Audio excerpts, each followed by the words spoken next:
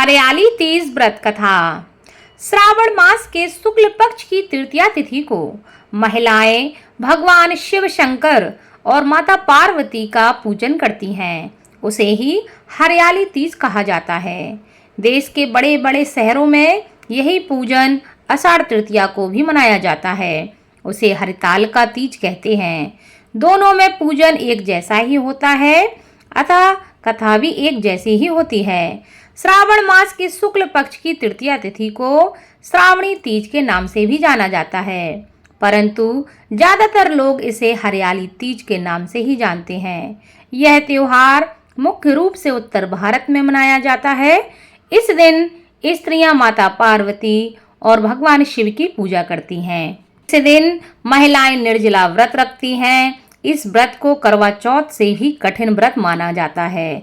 इस दिन महिलाएं पूरा दिन बिना भोजन बिना जल के व्यतीत करती हैं तथा दूसरे दिन सुबह स्नान और पूजा के बाद ही व्रत पूरा करके भोजन को ग्रहण करती हैं। इसी वजह से इस व्रत को करवा चौथ से भी कठिन व्रत बताया गया है। हरियाली तीज के दिन जगह जगह झूले डाले जाते हैं। इस त्योहार में स्त्रियां हरा लहरिया या चुनरी में गीत गाती हैं, मेहंदी लगाती हैं, श्रृंगार करती हैं, झूला झूलती हैं, नाचती गाती हैं।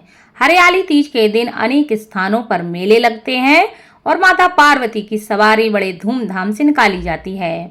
अब सुनते हैं माता पार्वती की हरियाली तीज व्रत कथा।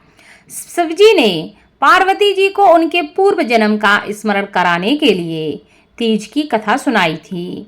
शिवजी कहते हैं कि हे पार्वती, तुमने हिमालय पर मुझे वर के रूप में पाने के लिए घोर तप किया था। अन्न जल का तुमने त्याग कर दिया था। तुमने पत्ते खाए, सर्दी गर्मी बरसात के कष्ट सहे। तुम्हारे पिता दुखी थे। नारद जी तुम्हारे घर पधारे और कहा, मैं विष्णु जी के भेजने पर आया हूँ। वह आपकी कन्या से प्रसन्न होकर विवाह करना चाहते हैं। अपनी राय बताएं। पर्वतराज प्रसन्नता से तुम्हारा विवाह विष्णु जी से करने को तैयार हो गए। नारद जी ने विष्णु जी को यह शुभ समाचार सुनाया, पर जब तुम्हें यह बात पता चली तो बड़ा दुख हुआ। तुम मुझे मन से ही अपना पति मान चुकी थी। तुमने यह बात अपनी सहेली को बताई। सहेली ने तुम्हें एक ऐसे घने वन में छिपा दिया जहां तुम्हारे पिता तुम तक नहीं पहुंच सकते थे। वहां पर तुमने तप करना प्रारंभ कर दिया। वहां पर तुम्हारे पिता ने तुम्हें नहीं ढूंढ पाया।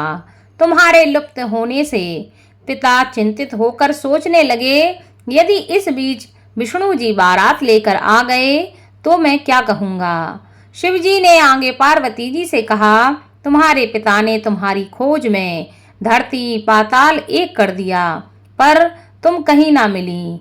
तुम गुफा में रेत से शिवलिंग बनाकर मेरी आराधना में लीन थीं। प्रसन्न होकर मैंने मनोकामना पूरी करने का वचन दिया। तुम्हारे पिता खोजते खोजते एक दिन गुफा में पहुंचे। तुमने बताया कि अधिकांश जीवन शिवजी को पति रूप में पाने के लिए मैंने तप में बिता दिया है। आज तप मेरा सफल रहा।